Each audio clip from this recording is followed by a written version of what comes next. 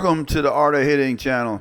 Today we got our Art of Hitting club. We did a new protocol out there, and we did a few different things today. But Gary Benton ended up talking to one of our players, Kevin, and Kevin had a little problem with his swing. He called it cracking his wrist. I wasn't familiar with that term, so I walked on to them when I heard them having a discussion. I said, "What's this discussion all about?" Once we got all the jokes out of the way, what it are we started. talking about here? Now we're talking about that stuff, man. What are you talking about? Hookers in Panama. Oh, dude, man, come on. This is a damn family show. Hookers in Panama. So what about these hookers? No. So what we got here, Kev? I've been cracking my wrist, Gary said. Cracking? You mean? Cracking. You Closing mean it.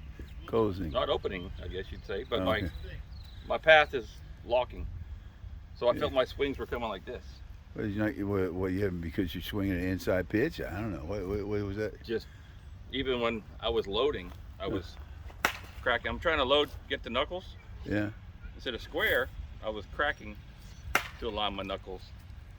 Then it was keeping me I jammed. don't understand that cracking. Breaking his wrist. Instead of having it straight, he had a bend in his wrist right there. Oh, okay. And so he's not able to Well, a lot of guys, when they break that wrist, as soon as now I'm putting force, I'm putting a thought process to sit there and push down at the wrist, right? yeah. So if I do that, now what happens to the elbow? As soon as I want to swing, that elbow wants to come down to your side, and it pins down to your side. Now you jam yourself. Yeah. But if I keep that up, keep everything in alignment from my shoulder here in a straight line, I mean my But arms if not you're using straight. overlap grip, you don't even worry about that. You know. Yeah, you can still do this. The overlap grip does not change this part. No, that's still. I mean, I can still, that arm wants to pin and I'm jamming myself with the ball. But if I straighten this out and I've got like a smooth right here and everything, everything's in line. My wrist is in line with my elbow's in line with my shoulder. Then I can pull it A to B. Yeah, you got that baseball stuff going in your head there. I got it. Things, man, it's a swing that can break you down, you know. You want to align those door knockers, but not at the detriment of putting yourself in a weak position. How you dealing with that tee? You do a lot of tee work? No, I need to. Yeah. I just go get off work and go play ball. I got That's the what a tee lot out of there. people do.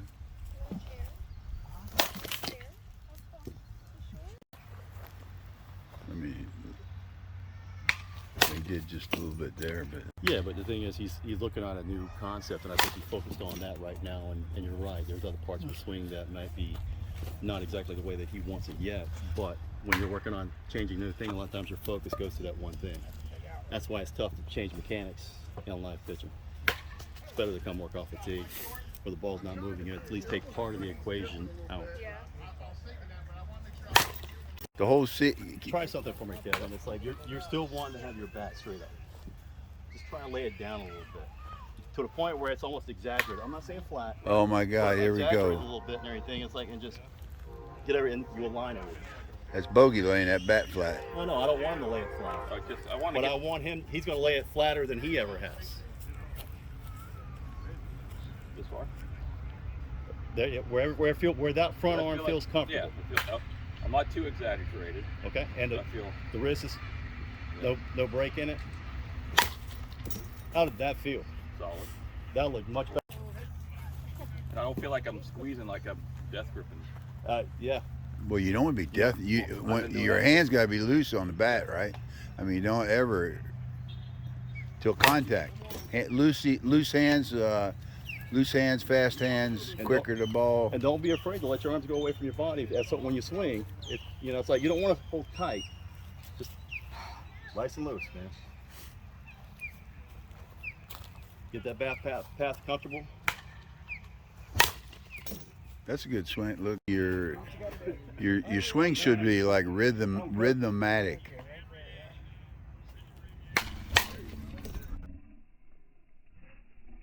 So Kevin's problem, according to him, was he was cracking his wrist and holding it different. And he also mentioned how he was gripping the bat real tight.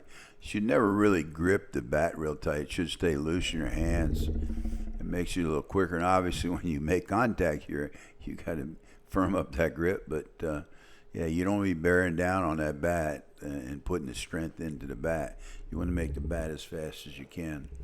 So let's look at Kevin after he went through all these drills with Gary, and you'll see that his swings really developed pretty good. Even you can see it even in his tee work. Watch these mechanics now. It seems like he has things straightened out. He had some bombs in this last couple of sets. See, he's getting good rotation. He's getting around good. He's keeping his bat like Gary suggested to him. Bat stays kind of parallel on the path through. All those things have to be worked on, and let's watch him, see what you think.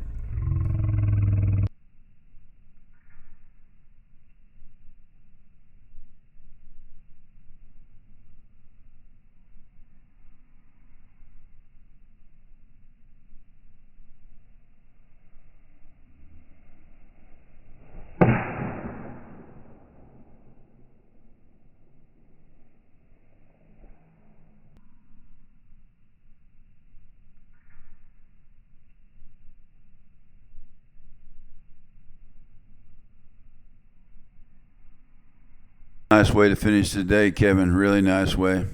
Listen, you want to finish the day good for me, hit subscribe. Thanks, folks, for trying to get to 2,000. Hope you enjoyed.